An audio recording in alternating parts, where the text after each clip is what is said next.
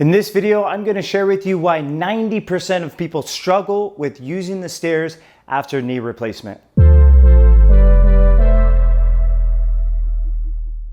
Now, if you're someone that feels like your knees are going to buckle when you're using the stairs due to weakness, or you simply have low confidence when it goes to going up and down the stairs, this video is going to go into the main reasons why I see as a physical therapist people struggle with using the stairs.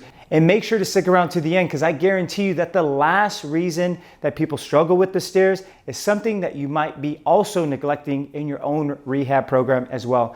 Now, the first reason why I find that people struggle with the stairs is simply because they have weakness in the quads, and not just any weakness, but really weakness when it comes to carrying their own body weight. Many people after surgery have definitely worked on their quad sets where they're activating their muscles. They've worked on their leg extensions, right? They maybe even worked on their straight leg raises, which are all very good for really training the quadricep. But if you're trying to walk up and down stairs, that requires you to carry your own body weight, which also means you have to do the exercises standing, where you get to feel with how to train your quads by using your own body weight. And this is why implementing a single leg squat or a single leg stand can be very important for building this quad muscle, because it really helps you identify what your non-surgery leg feels like compared to the surgery leg. So with this particular exercise, if I'm going to be training my right leg, I'm simply going to bring it to the center of my body, and I'm going to take the other leg and put it out in front of me. And just like I'm standing, I'm going to shift my weight forward and stand up, and then I'm going to come back down. This is going to be a great exercise to feel how much strength you need in that quadricep to propel yourself up and down the stairs. And this is going to be great if you focus on training both legs for about 3 sets of 10 repetitions at a time. Now, the next reason why I believe people struggle with using the stairs after a total knee replacement is they just think that it's the quadricep strength that is limiting them from propelling or stepping upward on a step. However, it's not just the quads working, but it's also our glutes working to help bring us forward, especially if we're someone that likes to lean forward. I'm primarily targeting the glutes to propel myself forward. And that's why working on an exercise that's going to strengthen the glutes is going to be extremely important.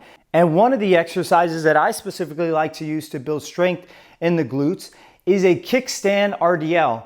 Now, you don't have to use any weight for this particular exercise, but you're simply going to be in this staggered stance. I'll show you from the side here, and this back leg is supported and my feet are about shoulder width apart here. And what I'm going to do is I'm going to simply hinge at the hip, because that's going to target the glutes, and I'm going to take the opposite hand and reach down towards that front foot. This is going to get a slight bit of rotation, and you are going to really have to target this glute muscle to fully come to a standing upright position. This is one of my favorite ways to target the glutes when we're trying to improve our ability to go up the stairs. Once again, 3 sets of 10 repetitions on both sides is going to be very important. Now, the last and most surprising reason why I think people struggle with the stairs is that they're only focusing on the leg muscles. They're not focusing on what's happening at the ankle. When I place my foot on a step, as I shift my weight forward, this lower bone, what we call the tibia, is moving forward on the ankle, which means I have to have enough flexion, or what we would call ankle dorsiflexion, to be able to transfer my weight forward and effectively push my foot into the ground. If I have stiff ankles and I lack ankle dorsiflexion, is what you'll often see is that the knee won't be able to go further over the toe. And when people use the stairs, they're really not effectively using their glutes and using their quads because they lack ankle range of motion.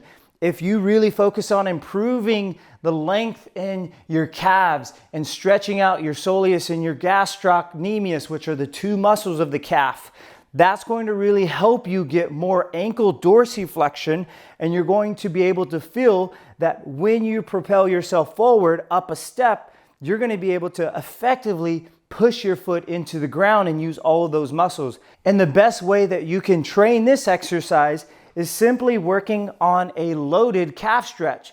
So you can simply put your foot that you want to stretch on the step, make sure that the foot is facing forward, and all you're going to do is load that leg up. If you're someone that is wondering, is this me, or am I struggling with this particular exercise because I lack ankle range of motion?